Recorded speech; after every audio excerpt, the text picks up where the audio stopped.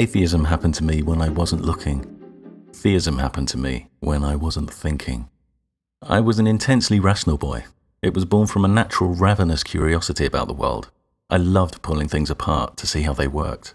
Not living things. I wasn't one of those boys who terrorizes insects. But inanimate objects were fair game, and as a child, my toys had a rough time of it.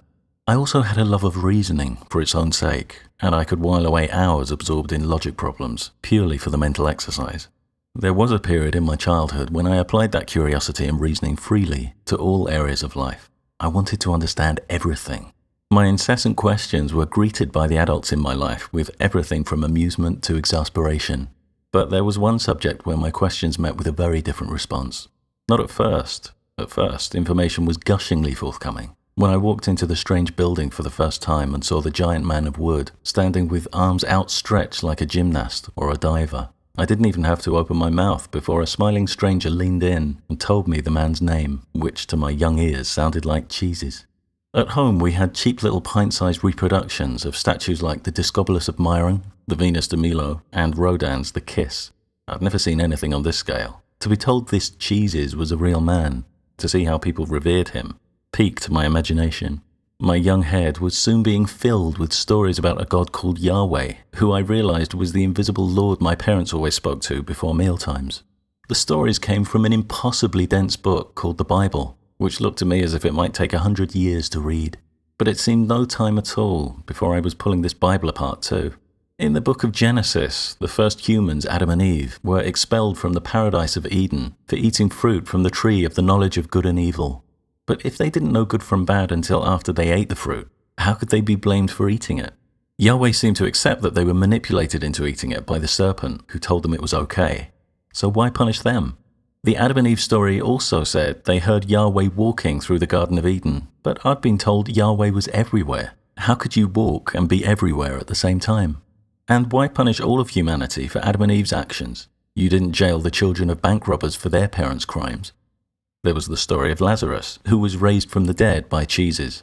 I'd been told you went to heaven when you died, so why did cheeses cry when Lazarus died? Why wasn't he happy he was in heaven? And didn't raising him from the dead mean taking him out of heaven? That didn't seem very kind. At first, answers were given, but these just led to more problems, which I would then point out. Increasingly, I'd just be told there were some things only Yahweh knew. This didn't stop my questions. But before long, the responses took on threatening overtones.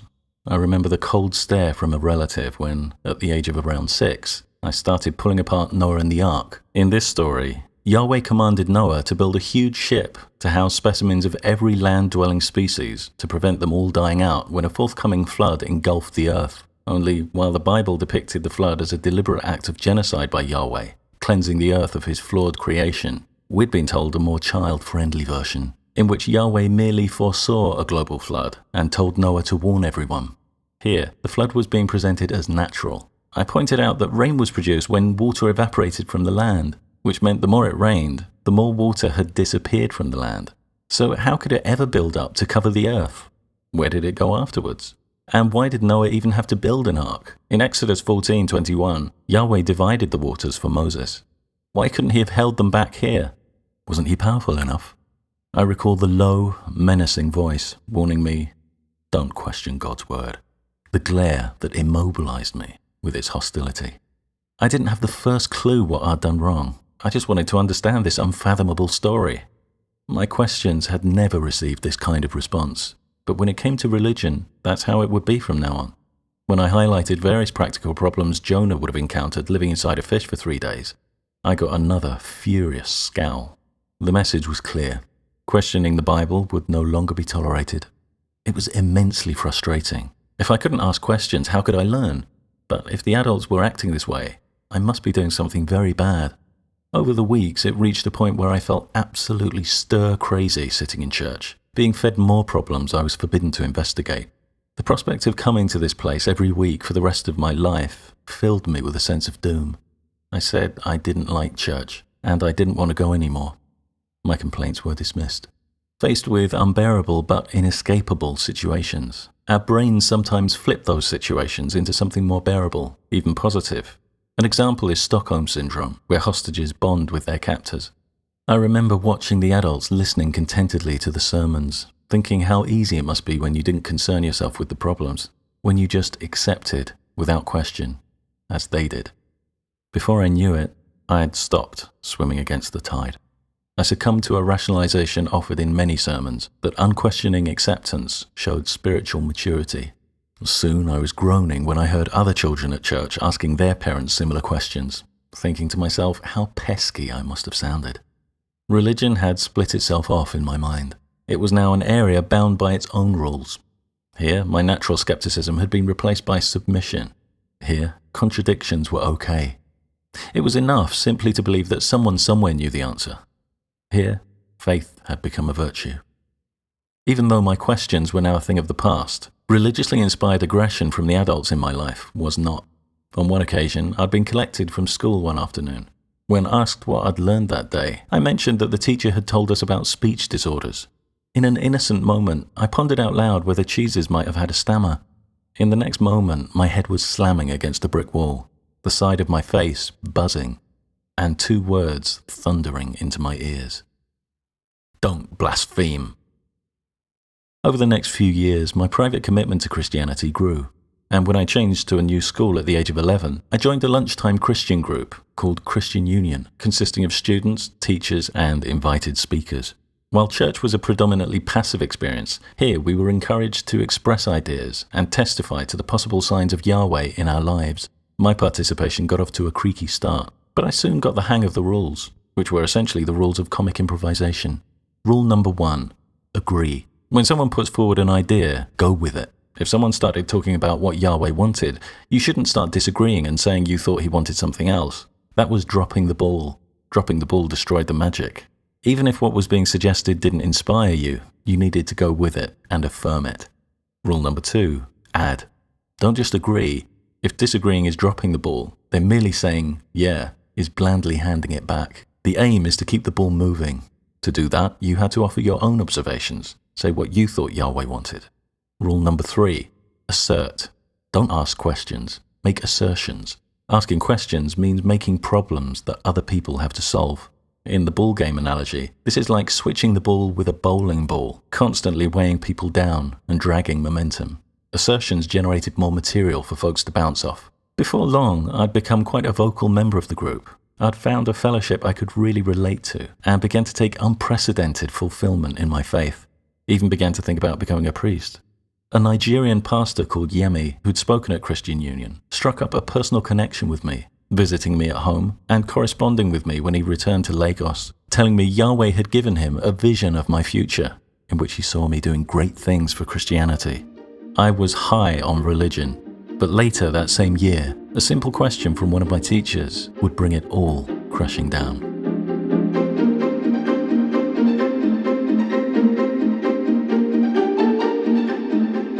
In response to a turgid little essay I'd written about my faith, a teacher called Mr. Elliot, a butcher's dog of a man, prone to safari jackets, had written a comment asking me why I believed what I believed. The question seemed straightforward enough at first. Nothing sprang to mind, but I'd think about it when I got home, and then I'd have a lot to say. But when I got home, I didn't have a lot to say. My brain churned up endless signs of Yahweh's hand moving through my life, coincidences I couldn't explain, physical sensations I couldn't explain, lessons life had taught me, stuff that would have gone down fine in Christian Union, but faced with a discerning individual like Mr. Elliot, I suddenly saw how flimsy it looked. My inability to explain coincidences and physical sensations illustrated nothing but my own ignorance. And so what if I'd learned some lessons from life experiences? That merely meant I had a brain. I needed stronger material than this. In the next Christian Union meeting, I put the question to the group. I was sure I'd get some good answers because some members had claimed in very strong terms that Yahweh had actually told them to do things. But when pressed, they now said they just meant that they'd interpreted certain life experiences as messages from Yahweh. I was bewildered. You'd never claim humans told you to do things when all you meant was that you thought they might want you to do things. There I'd been, hoping Yahweh would one day speak to me like he had to them, when all the time they'd had no more experience of him than me. I was disillusioned, but not defeated. I had faith that someone somewhere had the answers. At church that Sunday, During tea and biscuits after the service, I put the question to some of the congregation, but it was the same story. One woman spoke about how prayers could heal the sick. I asked the question I suspected Mr. Elliot would ask. What about when the person we pray for dies? She paused and said that it was just their time. I pointed out that if it was already determined whether or not it was someone's time, that made prayer pointless. An awkward smile from her, and the beginnings of panic in me. My critical thinking was spilling into my religious thinking, and, like prayer and predestination, they didn't mix well. I tried to make the predestination argument work. Could it be argued that predestined prayers worked because they were predestined to be heard by Yahweh? But this made a nonsense of Yahweh's omniscience. This demanded that he would have to pretend to himself that he had a different plan for people, knowing all along that he would then hear a predestined prayer that would change his mind. When I got home, I set out to answer Mr. Elliot's question myself. After all, I should be able to give my own reasons. It was time to take a much closer look at the religious dogma I'd been so stridently defending. My assessment would be a brutally honest process, but I felt I could afford to be brutal. I was confident there'd be an abundance of support. So, I threw myself into the arguments. It was like a huge house with each idea a room to be explored. I sped through some of the basic fallacious justifications. Did it count for anything that so many people shared my beliefs? Or that among them were some of history's geniuses? Or that these beliefs had lasted for centuries? No. Our former belief that the sun orbited the earth showed that everyone could be wrong, even geniuses, and that a belief's longevity was no guarantee of its validity. What about the fact that these beliefs changed people's lives? I'd recently met with a Christian group one evening to see a film called The Cross and the Switchblade, which told the story of a New York pastor turning teenage gang members away from crime through his Christian ministry. But this was no argument either. That beliefs could inspire changes in people's lives was not evidence of their truth, merely of their potential to inspire some people.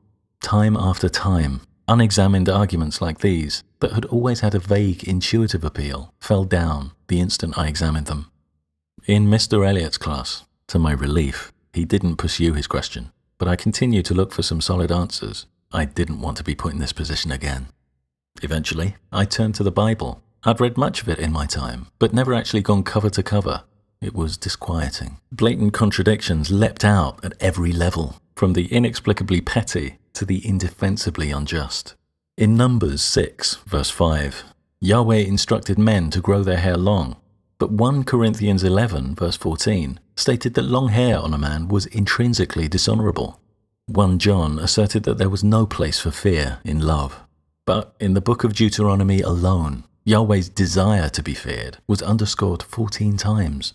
In Psalms 51, Yahweh took no pleasure in sacrifice or burnt offerings, while a moment ago, in Genesis 8, he'd seemed rather partial. The practice of punishing children for their parents' sins was approved in Exodus 34, seemingly disavowed 3 books later in Deuteronomy 24, only to be approved again 4 chapters later in Deuteronomy 28. I already knew several biblical episodes, like the testing of Job and of Abraham, where Yahweh permitted or instigated horrendous cruelty, and I'd long ago learned the sordid biblical version of Noah and the Ark. Previously, I'd blocked out a lot of the anxiety these aroused by focusing on Jesus, but going through chapter by chapter, Jesus was no longer enough to eclipse the sheer scale of brutality. There was the tale of Onan, whose brother was killed by Yahweh, and who was then instructed to marry and impregnate his brother's widow. When Onan declined, Yahweh killed him too. There was the tale of Elisha, who cursed a group of children in the name of Yahweh when they made fun of his baldness. 2 bears then appeared from the woods and tore up 42 of the children, after which Elisha went happily on his way. A candidate for the most nauseating slaughterfest was the story of the Levite and the concubine in Judges chapter 19 to 21, in which the rape and murder of a woman led directly to the deaths of over 40,000 as Yahweh repeatedly sent the tribes of Israel into war against each other. The story ended with the subjugation of 400 virgins, the only survivors of a tribe wiped out for declining to participate in the wars. My fellow Christians could produce no convincing defenses. Some argued that it was a time of barbarism back then, so Yahweh had to relate to humans in barbaric ways. That was ridiculous. Any god who had to pander to the psychology of humans had no moral sovereignty. Also, Yahweh was perfectly willing to harden people's hearts, to deliberately make them more disagreeable, destroying their free will. So couldn't he soften hearts too? make people more agreeable. Isn't that what loving parents would do if they had the power, rather than send their children into war? Throughout my reading and discussions, a new thought would occasionally bubble up in my mind. I could do a better job than Yahweh. Instinctively, I'd instantly dismiss this blasphemous notion. It kept coming back, larger and larger. With the Bible only generating new problems, I turned to a subject I'd tended to keep out of mind. It wasn't the reason I believed, but it was a reason to believe. Hell. Because if you didn't believe, that's where you were going. To a place of everlasting torture. Instinctively, I recoiled at the very thought of the fiery pit. But within seconds, my fear of hell had vanished forever. Within those seconds, I realized the idea of hell was moronic, dividing the entire human population into just two groups, the one going to hell, the other going to heaven, on the basis of what gods they believed in. So all those who dedicated their lives tirelessly to humanitarian pursuits, but had been raised to believe in Hindu gods, deserved eternal torture. That was plainly immoral. Any just system should judge everyone fairly on their individual deeds, but that was incompatible with a binary system like heaven and hell. You couldn't divide people into either good or bad. Human morality was a spectrum, with folks stretching across every part of it. I imagined everyone who'd ever existed standing in a row from good to bad, with the person on the right marginally more good, the person on the left fractionally more bad. How could you draw a dividing line? A cut-off point between the two sides, where one side went to hell, the other to heaven? It was absurd. Wherever you drew the line, it would be between two people with a virtually identical moral score. The difference between them might be a single deed, and yet one would be destined for eternal torture, and the other eternal paradise. The irony was that many of my fellow Christians had spoken of hell as the ultimate justice for those who escaped it in the earthly life. But hell was about the most pathetic parody of justice imaginable. Yahweh should have been a moral genius. But the dichotomy of hell and heaven displayed the black and white thinking of an infant. After years spent averting my gaze from its flickering menace, I saw hell for what it was. A tiny idea, casting a large shadow. Argument after argument, discussion after discussion, on subject after subject. The entire contents of my belief were falling apart. Finally, I went to the source, asked Yahweh to show himself, not through cryptic signs open to interpretation, but unambiguously, a direct communication that would validate my commitment over these years. Silence. I was alone, in a house full of contradictions. So it was that I turned my attention to the concept that had allowed all these contradictions to accumulate, the concept that had anesthetized my inquiring mind.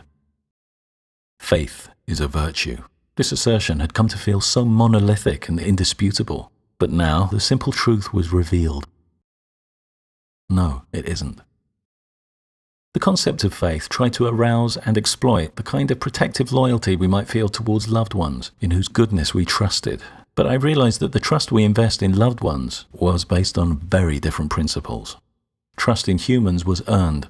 We believed in the goodness of loved ones because we had direct experience of their goodness. Religious faith was not earned. It was simply demanded, based on a stack of bold claims that were never substantiated. In fact, bizarrely, if direct evidence was ever offered, faith would become instantly redundant. Faith, by its very nature, was forced to reside in the ambiguous, the circumstantial, relying purely on the believer's conviction that their inferences were correct. Faith differed from trust in another key respect.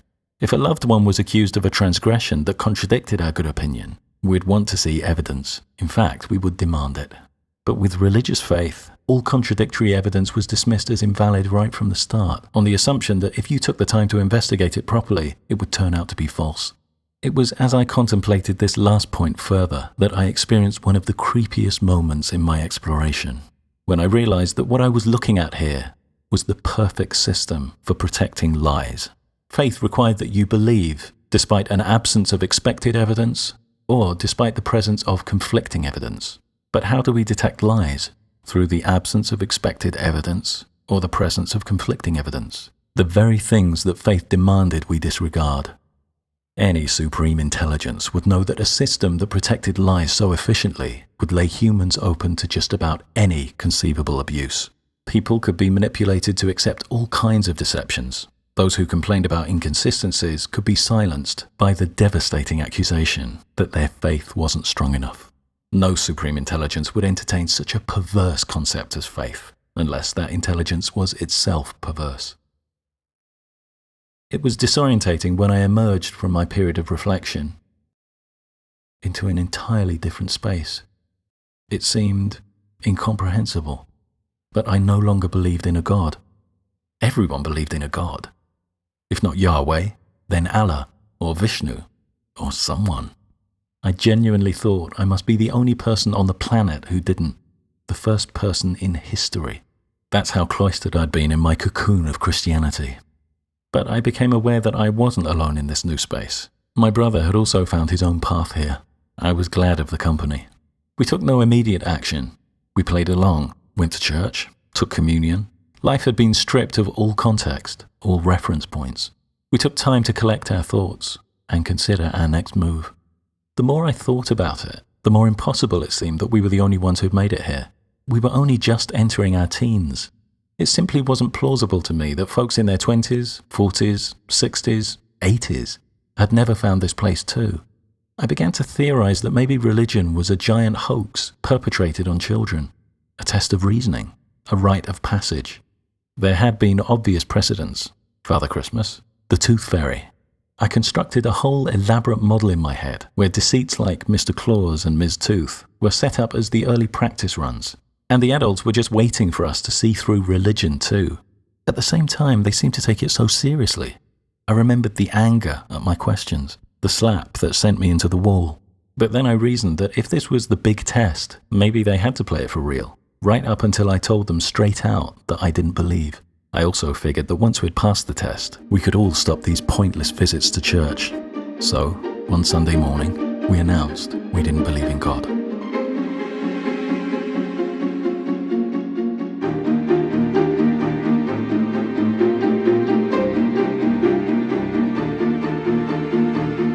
Wailing, threats, fury. I felt suddenly sick. It wasn't a test.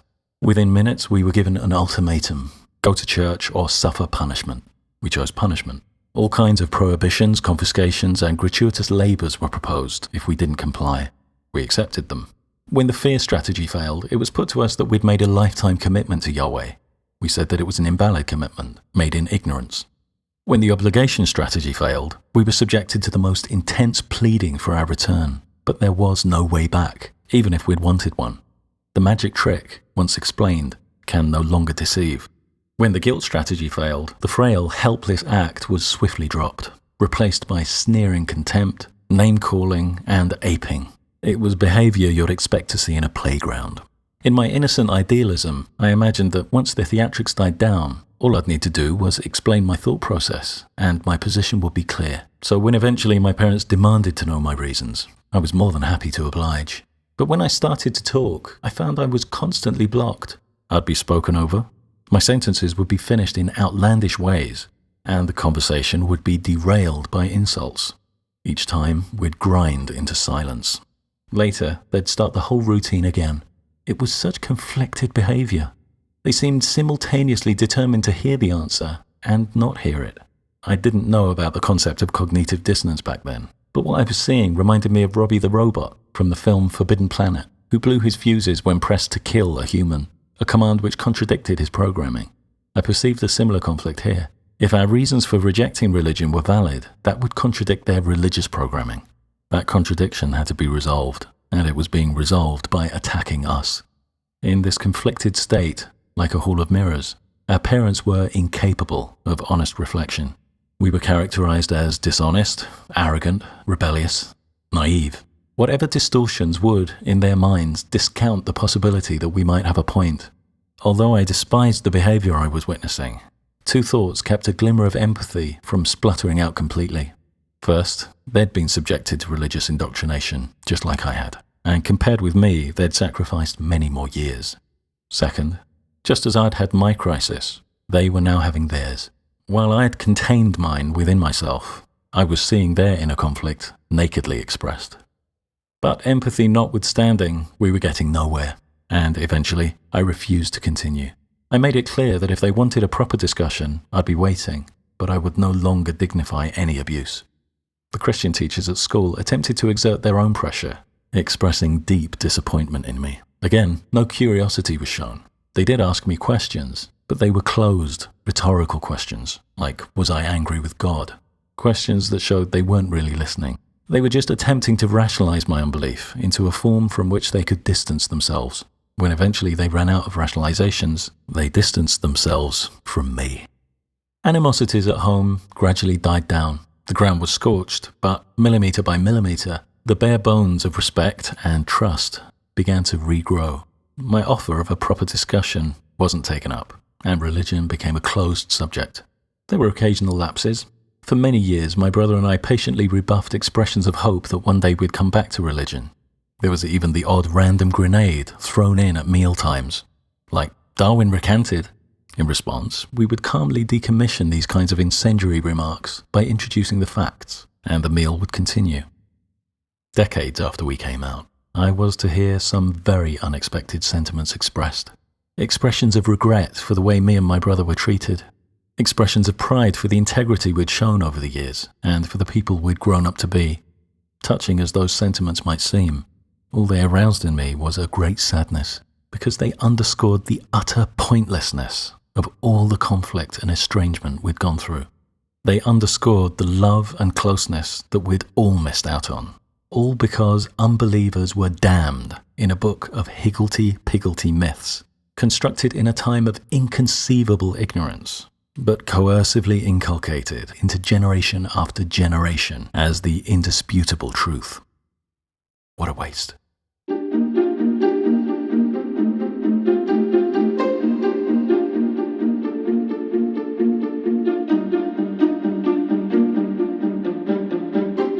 I was an intensely rational boy. It was born from a natural ravenous curiosity about the world. I loved pulling things apart to see how they worked. And then I was pulled apart, my rationality trampled, my curiosity smothered into a coma. My whole life knocked off course by a blood-soaked old book. Theism happened to me when I wasn't thinking, when I was systematically punished for thinking, until I surrendered and let others think for me. Atheism happened to me when I wasn't looking, when I started exercising critical thought again to pursue a path that I was convinced would justify my faith. I've sometimes referred to it as my Wile E. Coyote moment, looking down and discovering the ground I so confidently ran across was no more than a cloud, realizing too late what a profound mistake it was simply to take it on faith that someone somewhere had the answers. Faith is not a virtue.